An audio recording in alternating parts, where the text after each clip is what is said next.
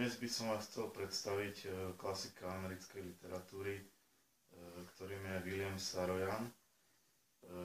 Známy je predovšetkým svojou knihou Tracyho Tiger.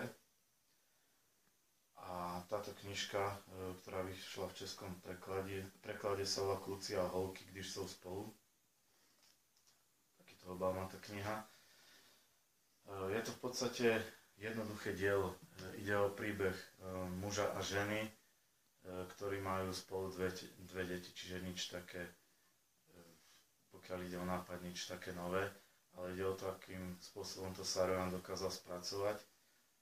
Hlavný hrdina tejto knihy je istý spisovateľ, ktorý bol pred rokmi úspešný a snaží sa pokračovať vo svojej kariére, lenže ako si sa mu práve v tejto dobe nedarí.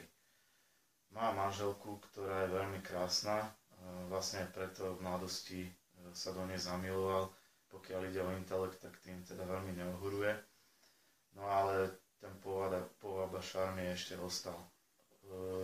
Táto manželka je v podstate trošku psychicky chorá, neustále žije v nejakej predstave, že jej manžel je stále slávny spisovateľ, zarába veľa peňazí a pritom on má problémy, aby v podstate vyžili z mesiaca na mesiac.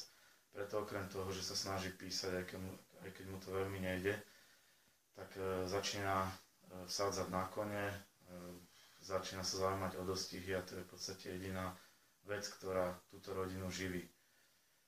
Deti nie sú až také podstatné pre tento príbeh. Je tu hlavne zobrazený vzťah tohto spisovateľa a jeho manželky. Keby som to prirovnal, toto dielo, tak veľmi to pripomína Fitzgeraldovú knihu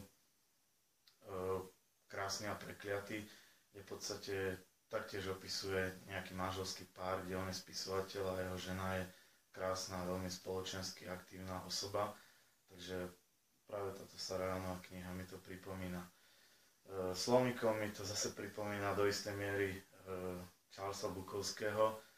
Slovník je tam naozaj veľmi stručný, ale takisto taký výstižný a úderný, takže tým sa mi táto kniha veľmi páči. Ja vám prečítam len takú krátku ukážku, aby ste mali predstavu.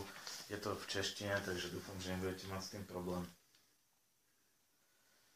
Dick vstal, dopil pivo a odešel do tmavého obýváku. Tak už buď sticha a poď ke mne. Ne, pôjdem do ložnice. Proč? Hezky som to tam pripravila. Je to tam pekný a čistý. Tak jo. A budeš mi povídať o Charkovu? No jasne. Pořád? Jo.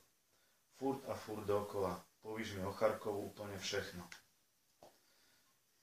V podstate by som vám neodporúčal čítať túto knihu, pokiaľ ste v nejakej kríze, čo sa týka vzťahu, ale inak je to veľmi príjemné čítanie a navyše táto kniha nie je ani hrubá, takže určite ju zvládnete rýchlo a číta sa veľmi dobre a odporúčam ju naozaj.